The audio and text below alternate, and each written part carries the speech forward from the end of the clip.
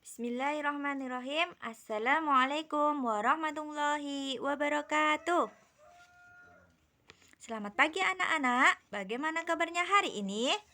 Alhamdulillah, bersemangat, sukses, Allahu Akbar.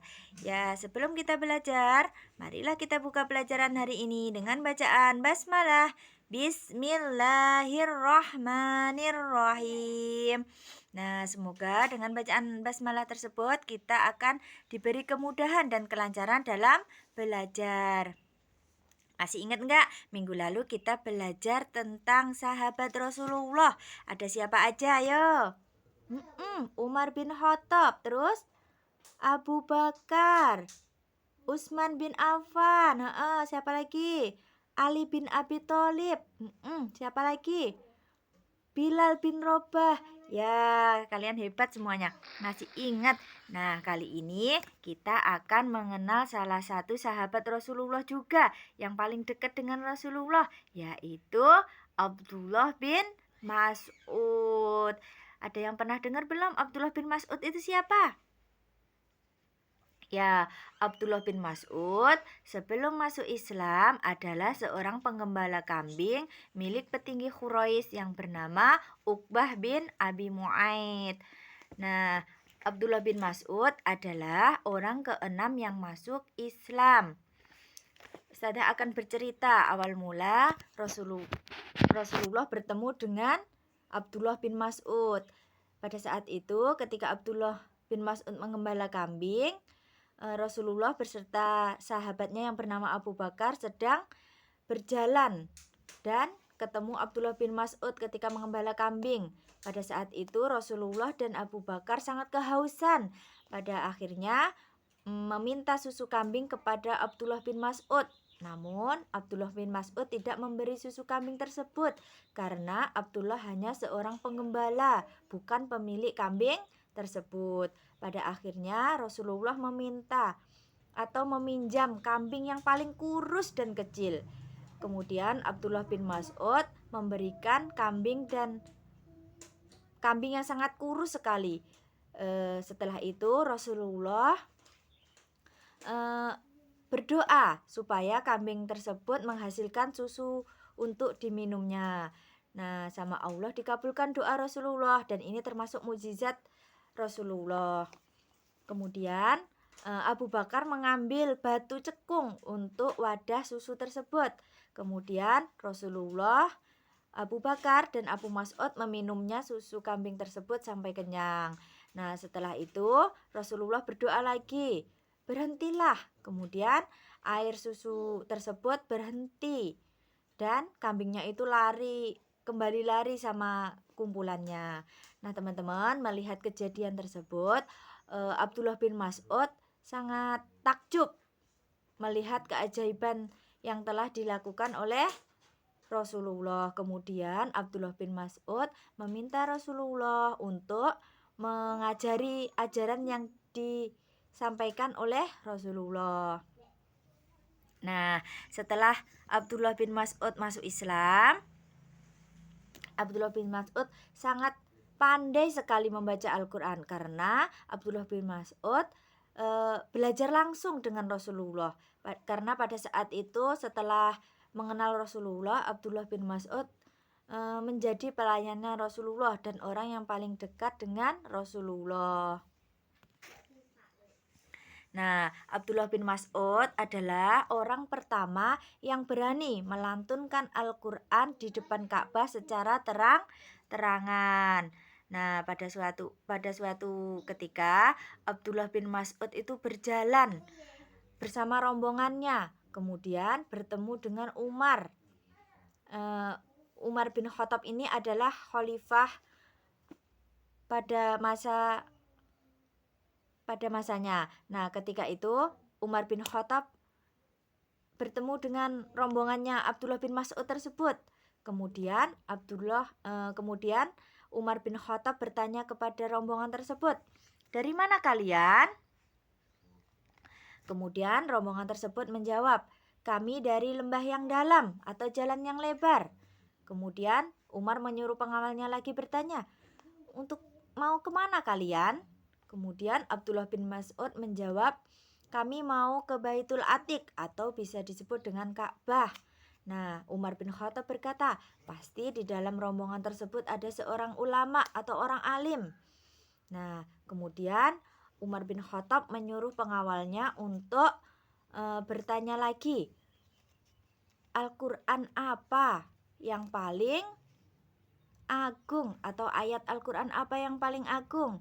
Kemudian Abdullah bin Mas'ud menjawab, yaitu surat Al-Baqarah ayat 255.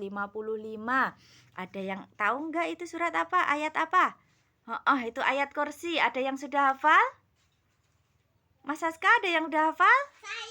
Oh ya, yuk silakan Mas Aska. Dihafalkan surat kursi. Ya, silakan maju sini Mas Aska. Yuk.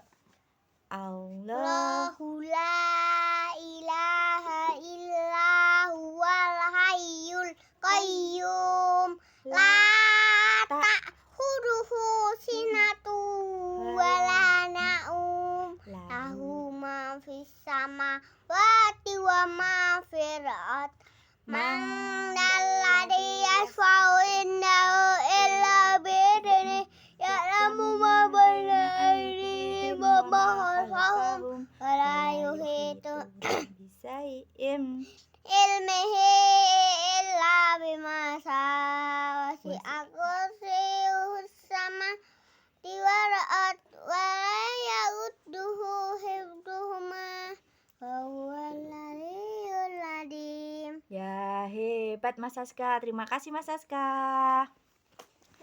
Nah, kali ini Ustazah akan meneruskan. Setelah itu, di dalam surat ayat Al-Quran yang paling agung ini, Allah berkata bahwa tidak ada Tuhan selain Allah. Dan Allah itu tidak mengantuk dan tidak tidur. Kemudian Umar bin Khattab bertanya lagi, ayat apa yang paling kokoh? Kemudian Abdullah bin Mas'ud menjawab, surat An-Nahl ayat 90, yang pada intinya Allah menyuruh untuk berbuat adil dan berbuat kebaikan. Kemudian Umar bin Khattab bertanya lagi, ayat apa yang paling menyeluruh? Kemudian Abdullah bin Mas'ud menjawab, ayat yang paling menyeluruh adalah surat Al-Zalzalah ayat 7 dan 8 yang bunyinya, "Famay ya'mal misqala dzarratin khairan yarah wa may ya'mal misqala dzarratin syarran yarah." Yang artinya, barang siapa yang mengerjakan kebaikan seberat darah pun atau biji sawi, niscaya dia akan mendapat balasan, dan juga barang siapa yang mengerjakan kejahatan sebesar darah pun, niscaya dia akan melihat balasannya pula. Nah, teman-teman, di dalam ayat ini kita disuruh untuk berbuat baik meskipun sekecil apapun. Nah, kemudian Umar bin Khattab bertanya lagi, ayat Al-Quran apa yang paling menakutkan? Kemudian Abdullah bin Mas'ud menjawab, yaitu ayat Al-Quran surat An-Nisa ayat 123, yang artinya, pahala dari Allah bukanlah menurut angan-anganmu yang kosong, dan tidak pula menurut angan-angan ahli kitab. Barang siapa mengerjakan kejahatan, niscaya dia akan diberi pembalasan dan dengan kejahatan itu, dan ia tidak mendapat pelindung dan tidak pula menolong baginya selain dari Allah. Nah, teman-teman, masih ada lagi pertanyaannya dari Umar bin Khattab, yaitu ayat Al-Quran apa yang paling mempunyai harapan? Nah, kemudian Abdullah bin Mas'ud menjawab, yaitu ayat Al-Quran surat Az-Zumar ayat 53, yang artinya, katakanlah wahai hamba-hambaku yang melampaui batas terhadap diri mereka sendiri, janganlah kamu berputus asa dari rahmat Allah. Sesungguhnya Allah mengampuni dosa-dosa semuanya. Sungguh dialah yang maha pengampun lagi maha penyayang. Nah, teman-teman, kemudian Umar bin Khattab berkata, pastilah di dalam rombongan itu ada Abdullah bin Mas'ud. Nah, benar, di dalam rombongan itu ada Abdullah bin Mas'ud karena pada saat bertemu di dalam perjalanan itu sangat gelap sekali teman-teman. Jadi Umar bin Khattab tidak tahu kalau di dalamnya itu ada Abdullah bin Mas'ud. Nah, teman-teman, Abdullah bin Mas'ud itu mempunyai beberapa keistimewaan. Di antaranya yaitu yang pertama, menjadi pemegang rahasia Rasulullah. Yang kedua, tidak berlebihan dalam berkata. Yang ketiga, menjadi qori atau ahli membaca Al-Quran. Yang keempat, berani mengungkapkan kebenaran. Yang kelima, selalu amanah dalam pekerjaan. Yang keenam, gigih dalam mempelajari ilmu. Yang ketujuh, selalu mengingat dosa-dosanya. Nah, teman-teman, kita harus belajar meneladani Rasulullah dan para sahabat-sahabatnya termasuk Abdullah bin Mas'ud. Ayo, siapa yang ingin seperti Abdullah bin Mas'ud yang pintar membaca Al-Quran? Iya, oleh karena itu marilah kita bersungguh-sungguh dalam membaca Al-Quran atau dalam belajar ilmu agama. Sampai jumpa teman-teman, semoga bermanfaat. Akhiran, wassalamualaikum warahmatullahi wabarakatuh.